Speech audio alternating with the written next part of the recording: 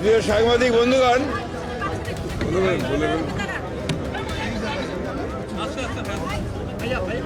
ভাই প্লিজ, প্রিয় সাংবাদিক বন্ধুগণ, আসসালামু আলাইকুম। আজকে রাত 9টায়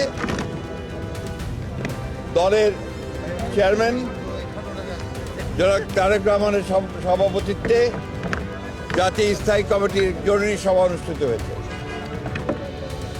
এই সভায় জাতীয় স্থায়ী কমিটি ইতিমধ্যেই আমাদের দলের গঠনতন্ত্র অনুযায়ী দলের ভারপ্রাপ্ত চেয়ারম্যান জনাব তারেক রহমান চেয়ারম্যানের দায়িত্ব গ্রহণ করায় সন্তোষ প্রকাশ করেছে আলহামদুলিল্লাহ, এবং চেয়ারম্যান দল পরিচালনার ক্ষেত্রে যেন সফল হতে পারেন সেই জন্য সবাই দোয়া করেছে। প্রিয় সাংবাদিক বন্ধুগণ, এর পরের যে সিদ্ধান্ত আমরা নিয়েছি, এই সিদ্ধান্তটি হচ্ছে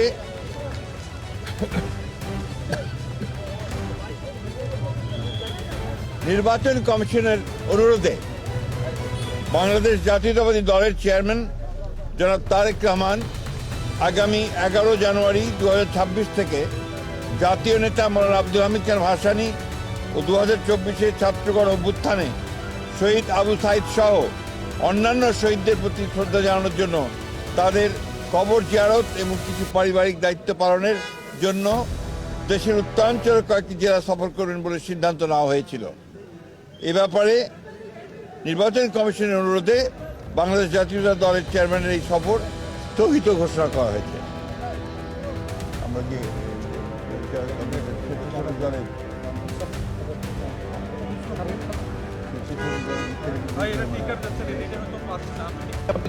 উসমান হাদিকে গুলি করে হত্যা করা হয়েছে, একইভাবে বিভিন্ন জায়গায় রাজনৈতিক দলের নেতৃবৃন্দকে, বিশেষ করে বিএনপির অনেক কয়েকজন নেতৃবৃন্দকে গুলি করা হয়েছে এবং তারা শহীদ হয়েছে। এবং গত কয়েকদিন আগে স্বেচ্ছাসেবক দলের সাবেক সদস্য সচিব উত্তরের সদস্য সচিব সাবেক সদস্য সচিব মুসাব্বিরকে গুলি করে হত্যা করা হয়। আমরা ইতিমধ্যেই এর তীব্র নিন্দা জানিয়েছি, ক্ষোভ প্রকাশ করেছি এবং অবিলম্বে হত্যাকারীদেরকে গ্রেফতার করে আইনের আওতায় আনার দাবি জানিয়েছি। আমরা বারবার করে কথা সরকারকে এবং নির্বাচন কমিশনকে জানিয়েছি, জানাতে চাই আবারও, যে এই ধরনের হত্যাকাণ্ড ঘটতে থাকলে এই দেশে নির্বাচনের পরিবেশ বিনষ্ট হবে এবং নির্বাচনের পরিবেশ যেন বিনষ্ট না হয় তার জন্য সকল প্রকার উদ্যোগ গ্রহণ করার জন্য, সক্রিয় কার্য প্রক্রিয়া নেওয়ার জন্য আমরা আবারও সরকার এবং নির্বাচন কমিশনকে আহ্বান জানাই। আর ইতিমধ্যে আপনারা সবাই জানেন যে আমাদের গণতন্ত্রের মাতা,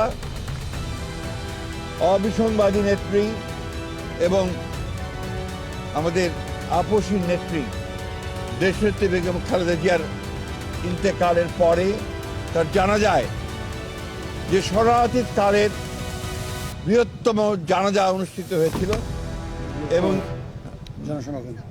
বৃহত্তম জানাজা অনুষ্ঠিত হয়েছিল, সেই জানাজায় মানুষের যে সমাগম হয়েছিল এটা এই বাংলাদেশের কখনো দেখা যায়।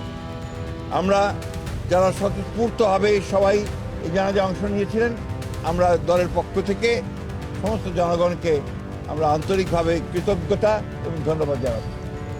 এবং আইন শৃঙ্খলা পরিস্থিতি রক্ষা করবার জন্য সেনাবাহিনী সদস্যরা, সেনাবাহিনীর তিন বাহিনীর প্রধান এবং সরকার যে উদ্যোগ নিয়েছে, যে পুলিশ, র্যাব, বিজেপি যারা সহযোগিতা করেছেন তাদের সকলকে আমরা আন্তরিকভাবে ধন্যবাদ এবং কৃতজ্ঞতা জানাই। ভারপ্রাপ্ত চেয়ারম্যান নাই থাকে না, আপনি জানেন না, চেয়ারম্যান থাকলে ভারপ্রাপ্ত হয়। ধন্যবাদ।